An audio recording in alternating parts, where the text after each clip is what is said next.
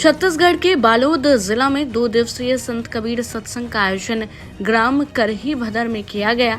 समारोह में बतौर मुख्य अतिथि सांसद रहे। इस दौरान उन्होंने भूमि पूजन एवं लोकार्पण किया। सभा को संबोधित करते हुए कहा कि हमारा मानव जीवन के लिए सत्संग बहुत महत्वपूर्ण है। इसके बिना मानव जीवन व्यर्थ है। सदगुरु कबीर साहब मानव जीवन को अनमोल रत्न बताए हैं, जिसमें हरि भजन, साधु संगत, दया, दिन, उपकार ये जीवन के 5 अनमोल रत्न हैं। हर मानव को भगवान का भजन करना चाहिए, हमेशा ज्ञान की बातें सुनना चाहिए, दया और उपकार का गुण होना चाहिए, तभी हमारा मानव जीवन सफल होगा। आसपास के गांव से आए सत्संग मंडलियों द्वारा सदगुरु कबीर साहिब की वाणी को अपने भजन के माध्यम से प्रस्तुति किए। सत्संग में बाहर से आए हुए अनेक संतों ने अपना मत रखते हुए ज्ञान की बातें बताएं। 2 दिन तक चला ये समारोह और आज इसका समापन हुआ है।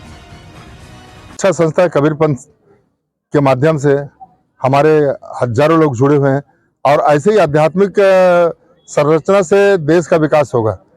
पहले कहते थे हमारे देश विश्व भरण पोषण कर जो तासु नाम भरता सोई। जब आध्यात्मिक लाइन में चलते थे दुनिया भारत के अंतर्गत थे, अब धीरे धीरे टूटते टूटते भारत खंडित हो रहा है। इसको बचाना है तो ऐसे ही सत्संग में हमको बैठना बहुत जरूरी है।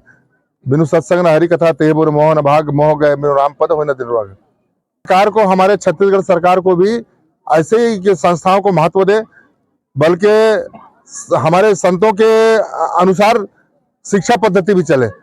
कबीर सदैव मानव एकता की बात कही है और सब में प्रेम की बातें कही है।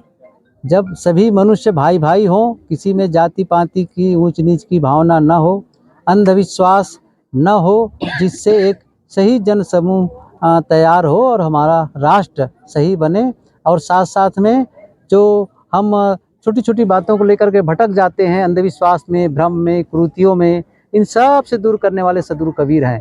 और उन्हीं के विचारों को जन जन तक पहुंचाने के लिए हम सदगुरु कबीर के विचारों को, संदेश को, सत्य के संदेश को जब फैलाने के लिए इस प्रकार के आयोजन करते हैं। संत आते हैं, दुनिया में सदाचार और नैतिकता का पाठ हो, मानवता का पाठ पढ़ाया जाए, आपस में प्रेम का संचार हो, इस प्रकार के विचार बताए जाते हैं।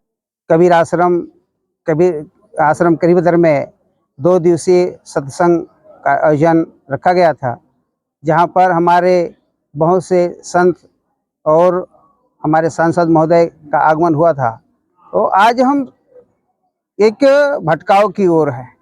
उस भटकाव को सार्थक जीवन में लाने के लिए हमारे जो संत लोग हैं, हमारे जीवन के उत्थान के लिए संतों के साथ हमको सत्संग में बैठना, उनकी वाणी को सुनना और उनकी वाणी को अपने जीवन में उतारना, ये हम सब मानव जीवन के लिए आवश्यक पहल है।